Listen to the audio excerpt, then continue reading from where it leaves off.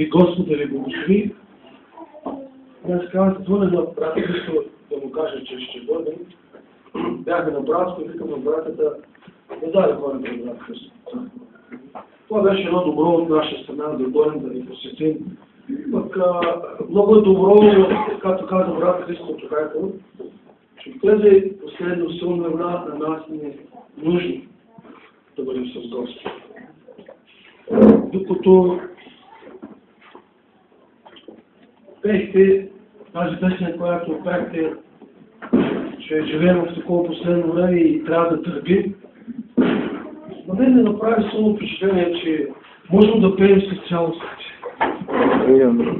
Аз бих желал тази вечер да спра вашето внимание в едно слово, което ми бяга проповядало в наше служение, но сигурно ще има нещо, като отвориш направо там. И оттам си мислех, какво да говоря, какво да споделя с вас. Дали все пак трябва Господ да даде това слово, да може ние всички, които сме тук, да споделим Неговата милост и Неговата благодат, и както каза брат Христо, вярата се заедно. Тези много силни времена, много ние вече не се нуждаем от неща, такива, които да се завиждаме, да се вразят. Аз много пъти съм го казал, че тази мода вече мина. Дойде модата на братолюбието. Много е важно и то трябва да постоянстваме. Не само за тази вечер, но да постоянстваме в братолюбието. Защото когато постоянстваме в братолюбието, Бог и нашите се благослови. Заради всичко това, което прави, защото Той желае да го. Аз бих желал днес тази вечер да спра вашето внимание в това да пророки Елисей. И Бог, който направи чудо с маслото на тази вдовица.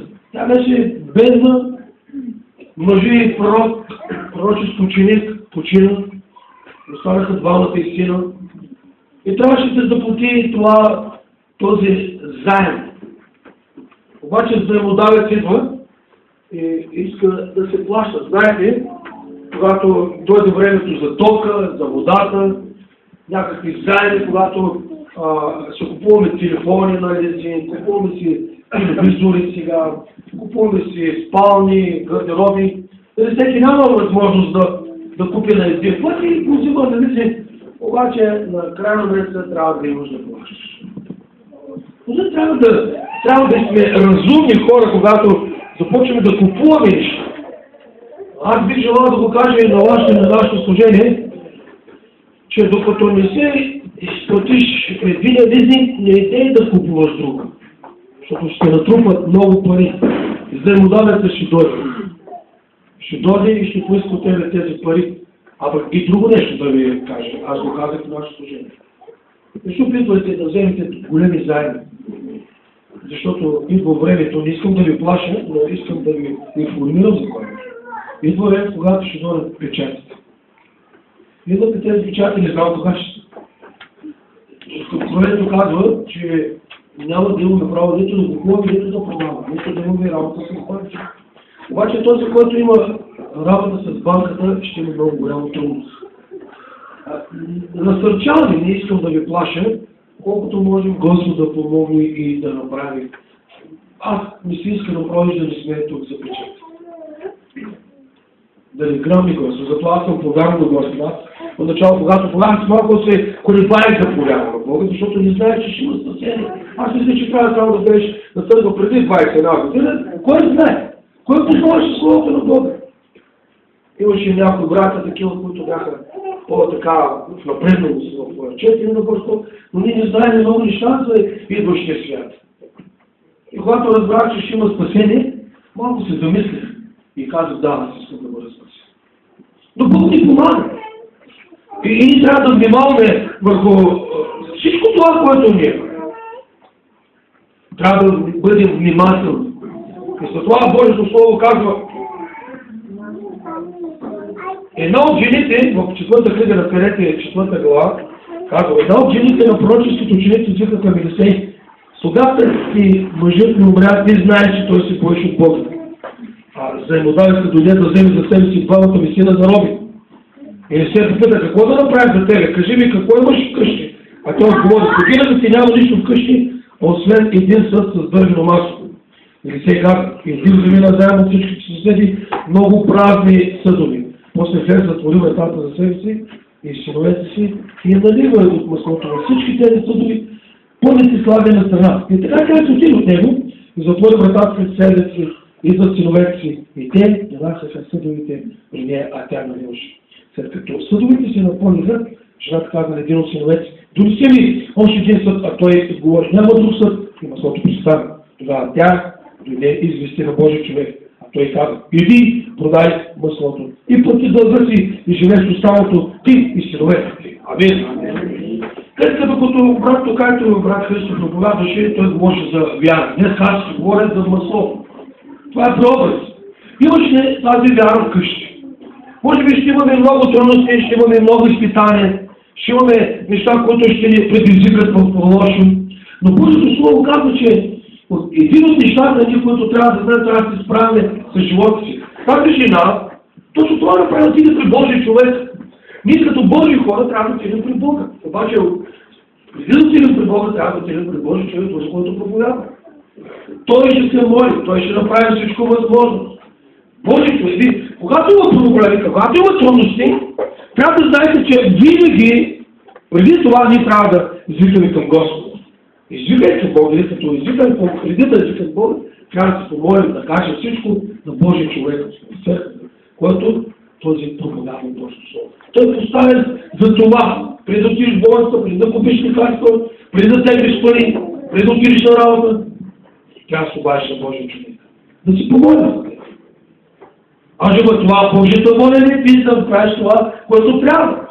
И вие това прави силно впечатление тук, че тази жена, когато видя, че взаимодаването виде, в същия момент, когато има много трудности, когато човек има много трудности в изпитание, влиза в паника, влиза в трудности, влиза в такива решения, че много бързо хората взимат решения.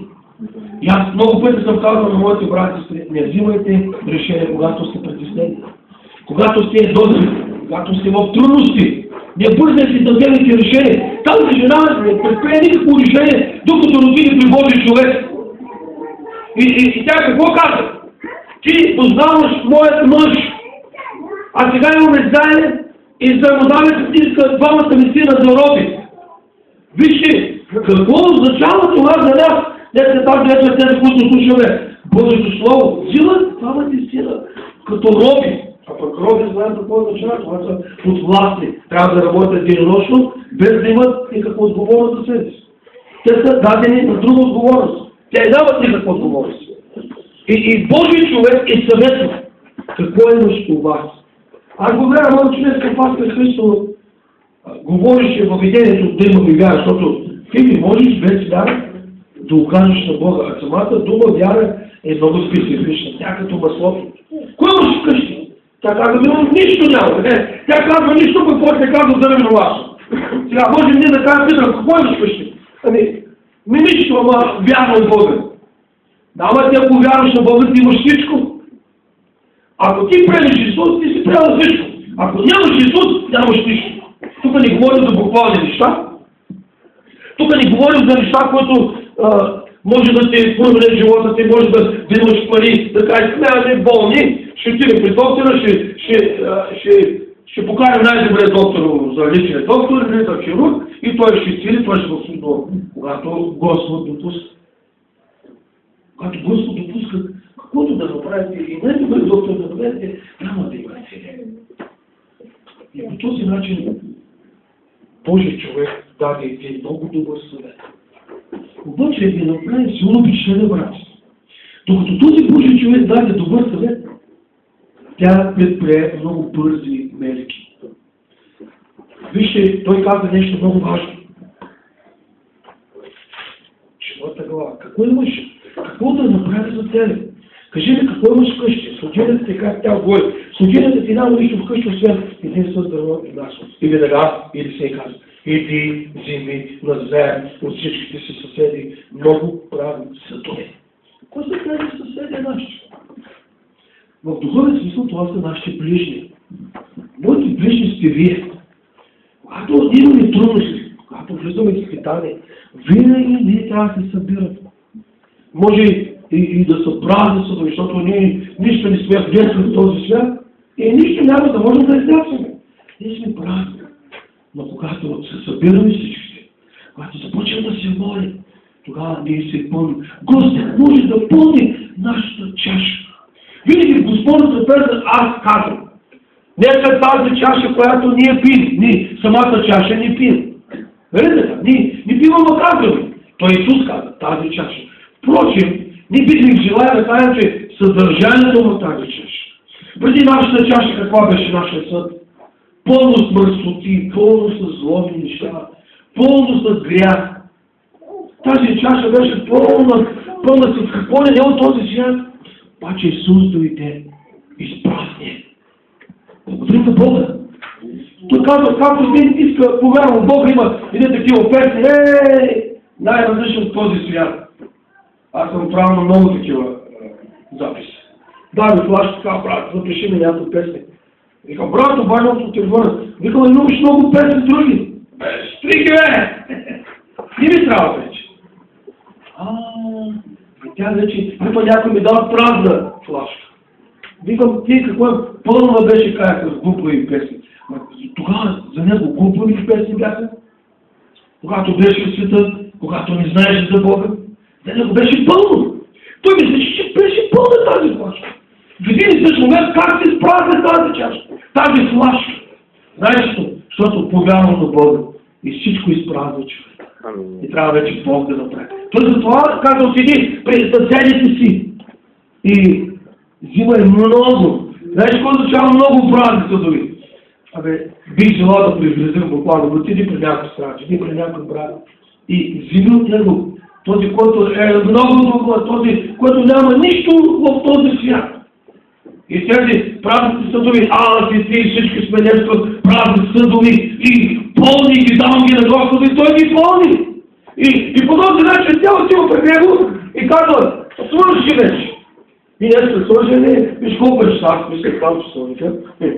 Той, да, не работи часовника. И по този начин казваме, и по този начин ние казваме, вече не трябва да проповядваме, трябва да пеем, няма да ги чакаме повече. Свърши вече, нали? И той казва, Господ, тогава вече, щом свърши, почвате, днеска ние сме съдови. Кой днеска е напълнен с Божията благодат? И тогава в този момент, знаеш колко Господ става? Дай да продаваме сега благодатта, да продаваме вярата на тези хора. И също да продадеш вярата си. Ние пеем една песен много хубава. Познай Бог, за да направиш познат и Бога и на другите. Какво да познаеш? Днеска брата и сестрата, когато свидетелстват, но не направи самоубийство.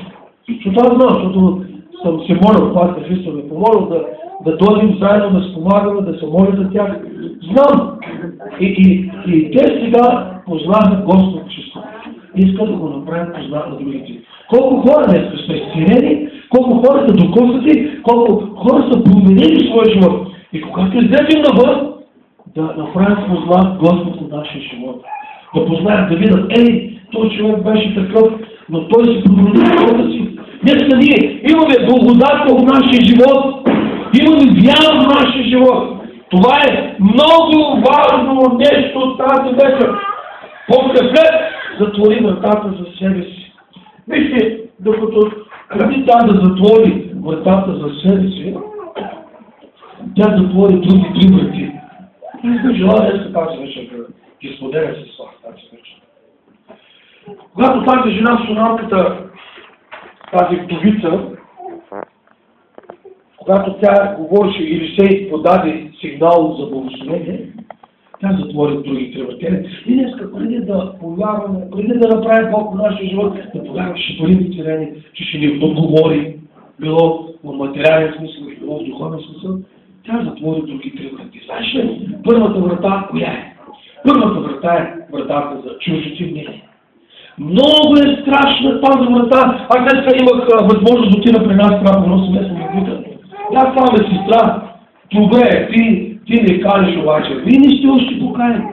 Мъжът ти идва на църква един ден, 10 дена идва, Синът ти виж не влиза, стъклата излезе, искаш да си моли. И тя каза, тя не разбра за каква врата говори. Не по това слово, по друг начин. И тя казва, аз затварям вратата, обаче има някоя бутъка. Разбираш ли сега? Виж как ме досети, какво да каже днеска тази врата. Може би ти затваряш вратата за чужите мнения, ама някой да бута.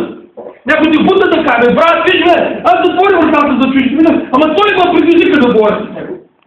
Ама и това не трябва да стане, защото ние вярваме на Бога. Затвори вратата, какво ще кажеш хората?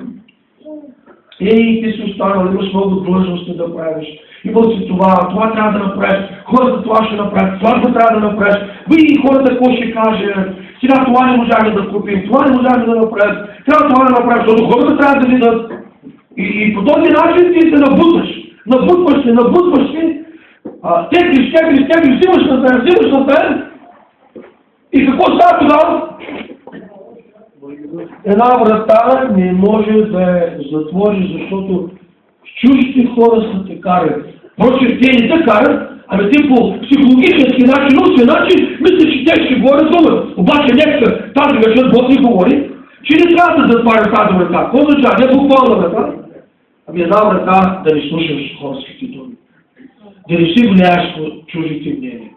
Какво казват хората, не те интересува? Гледай си семейство, гледай си църквата. Халелуя. Гледай си работа. Преди казваме, гледай си работа. Ама ние не знаем защо казваме гледай. Ние го казваме по негативен начин. Гледай си работа. Ама сега вече казваме, гледай си работа. Много е важно днеска първата врата, която ние трябва да затворим. Или първото нещо, което трябва да направим, да не слушаме хората какво ще кажат. Да не си срамуваме от хорските мнения. Никой няма да дойде да те помогне после. Никой! Днеска тази жена, представете си, че ако не беше слушала пророчка, този Божий човек, пророка, какво ще да стане с нея? Но благодаря на Бог, че тя послуша, тя отиде и взима съвети. Божий човек беше тупър, за да й каже, за да й съветва. Днеска ние, които поправим се хора, които за да ви съветват. Ние сме такива, да ви съветват. Има една друга врата, която тази жена затвори за себе си. Една врата на страх. Иска много хора, че страх. Какво ще дадат утре? Кой трябва да работя? Защо не дойде на църква? Ами имах работа, трябва да направя това, защото ще останем гладни. Имам да плащаме. Такъв въпрос, можем да говорим обществено всички. Я се представим, че тази жена беше също така да почва да работи, да прави, да не слуша Божия човек, да почва да прави по себе си всичко това, което тя ще да прави. Ще може да се прави с живота си. Ако не беше послушала Божия човек, ако не беше ходила на църква, ако не беше се посветила живота си на Бога. Вижте, днес тази вечер Бог говори, че идват по-страшни дни. И в нашия живот, когато ние имаме по-страшни дни, това означава, че ние втората врата е тази. Не нямаме страх за нашия живот, за финансите, за работата, за децата, за здравето ни. Нали Бог ни изцели, нали Бог ни спаси, нали Бог ни благослови, нали Бог е с нас. Тук се изисква вяра. Аз продължавам с брат Христо, който подаде тази тема. Трябва да имаме вяра. Тази жена имаше вяра. За да го направи, тук се изискваше вяра. А без вяра не го слушаш Бог. Представете ли се Моисей? Божието слово казва за Моисей в Евреи, 17 глава. Много важно слово. Искам да слушате за Моисей. Тук се говори за Моисей с вяра, в 24 глава. С вяра Моисей, като стане на възраст, се отказа да се нарича син на фараоновата дъщеря. И предпочете да страда с Божия народ, а не да се наслаждава за кратко време на греха. Ако ми питате защо, аз ще ви отговоря. 26 стих, посланието на Евреите 11. Защото той помня живота си. Той разсъди, че укорът за Христос е по-голямо богатство от египетските съкровища. Питайте ми защо?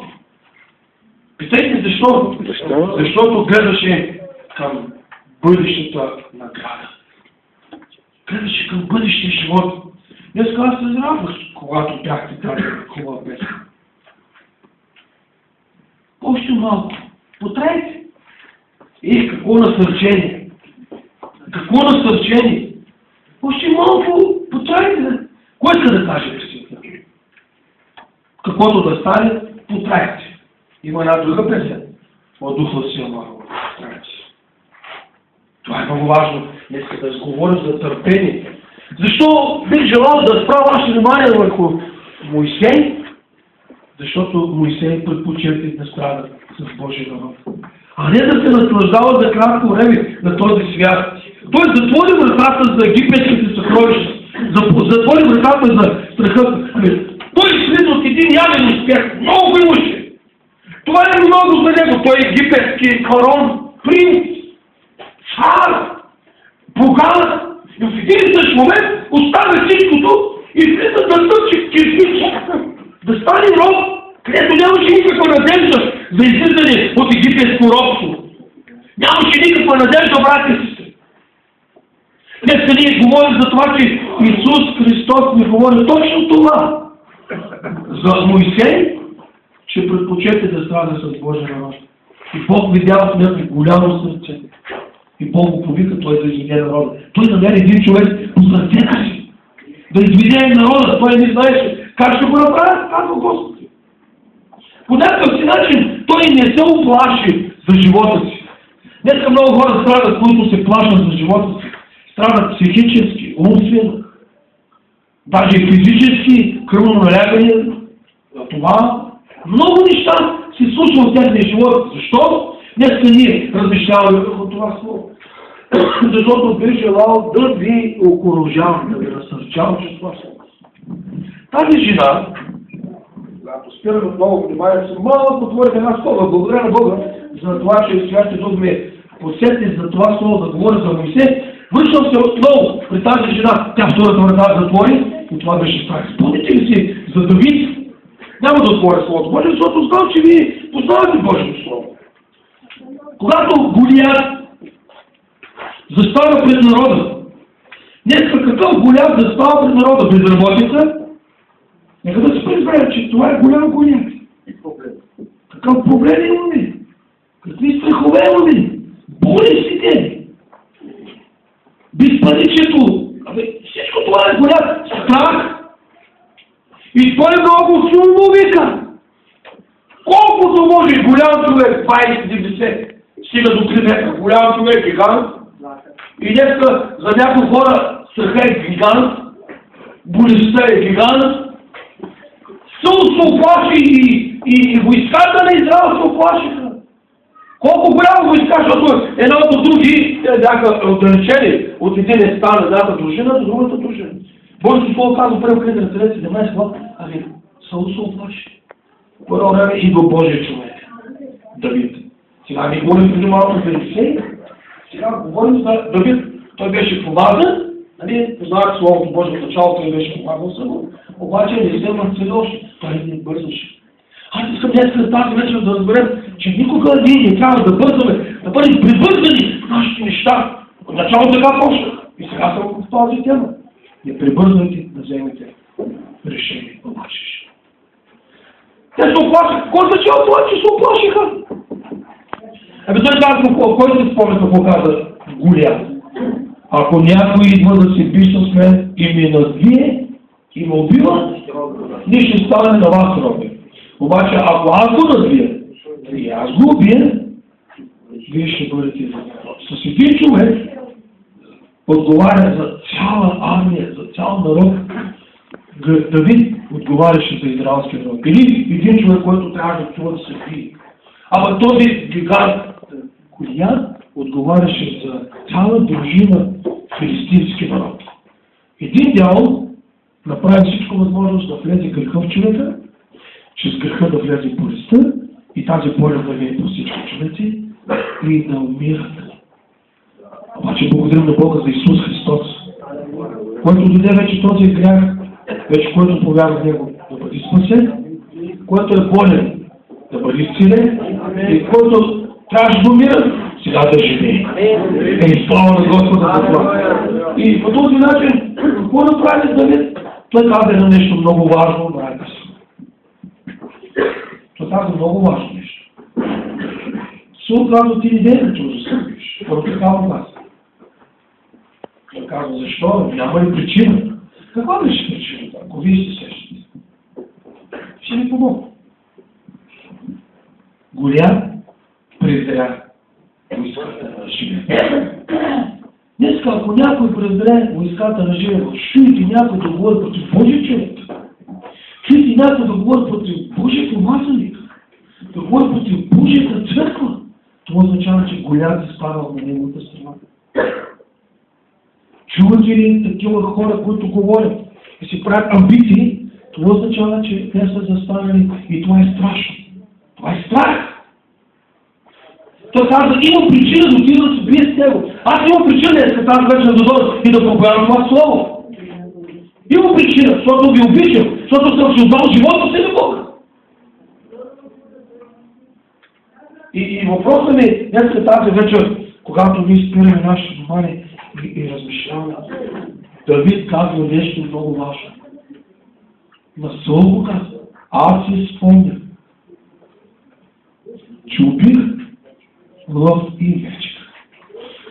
Докато агнето беше в устата на лъва и мечката, аз го подгонвах, бягах, той беше толкова добър спринтьор.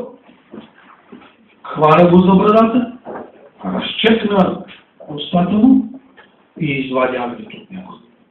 Днеска, знаеш ли, Исус Христос дойде като Давид и чрез това слово, ако някой е болен и е в ръката на лъва и мечката, т.е. на дявола, днеска това слово ще го извади от него. Ако някой е притеснен, това слово ще го извади от устата на лъва и мечката. Ако някой има проблеми, ако някой има страх, ако някой е болен, това означава, че Бог има за цел да освободи човек. Много е важно днес тази вечер да спираме нашето внимание. И после той отиде да си пи. Спомня си Исус какво направи на Давид. Облече го със своите дрехи. Днес много хора ще искат неговите думи да върват. Ще върват. И това е вратата за хорските мнения. Виждаш ли? Първата врата той затвори. Той какво направи Давид? Свали му дрехите и почна със своите дрехи. Взима една прашка и той какво каза? Ти идваш срещу мен с копия и ослика, ама как си идвал? В името на живия Бог.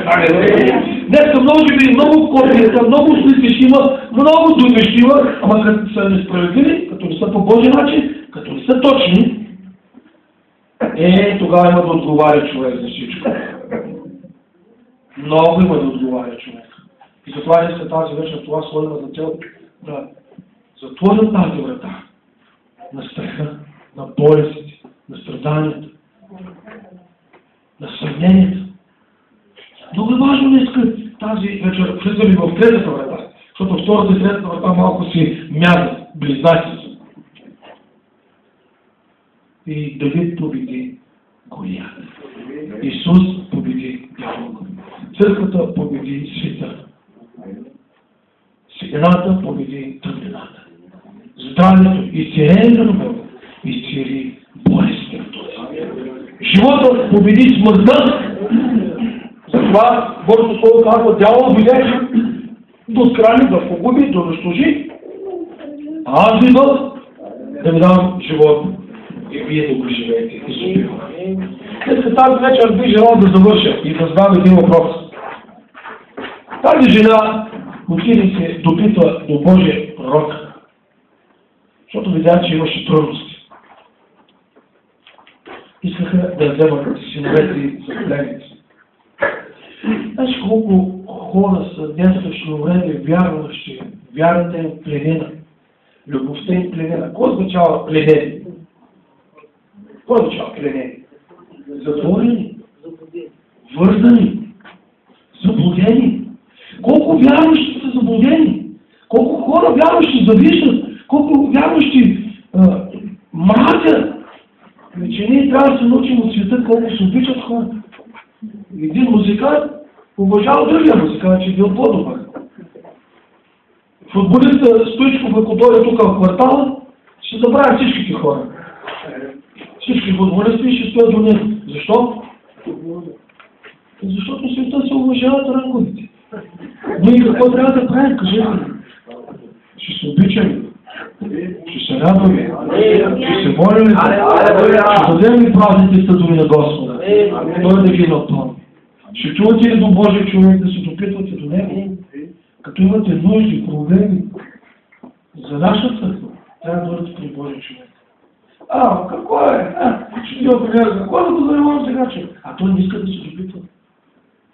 Той не иска да се допитва. Уморяха ми човека вече. Какво си го уморите? Сигурно вече и той уморя. Щом иска да се допитва, съда му ще остане празен. Правен съд. Няма кой да го налива, няма кой да го съветва, няма кой да го говори, няма кой да го се моли. Днескашно време Божието Слово казва, че ние имаме право заедно да се събираме. Моето молба е такова. Вместо да се караме, вместо да се завиждаме, вместо да се мразим, вместо да имаме страх, нека да се хвалим за ръцете си. И всичките заедно да извикаме към Бога. Нека да се хвалим за ръцете. Алелуя! Кажете, окей? Видите ни. Видите много съдове. Днеска нашите съдове. Нашите съдове. Нашите души. Нашите живот. Нашите човек. Благословени сме Господа. Очи. Видите ни. Сега всички амин. Амин. Благодаря на Господа, че можах да изкажа едно малко слово, с което би желал да бъда разбран за вас. Благословени сме Господа. Амин.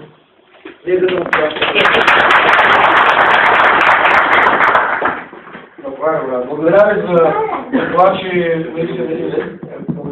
имахте нужното уважение да ми слушате.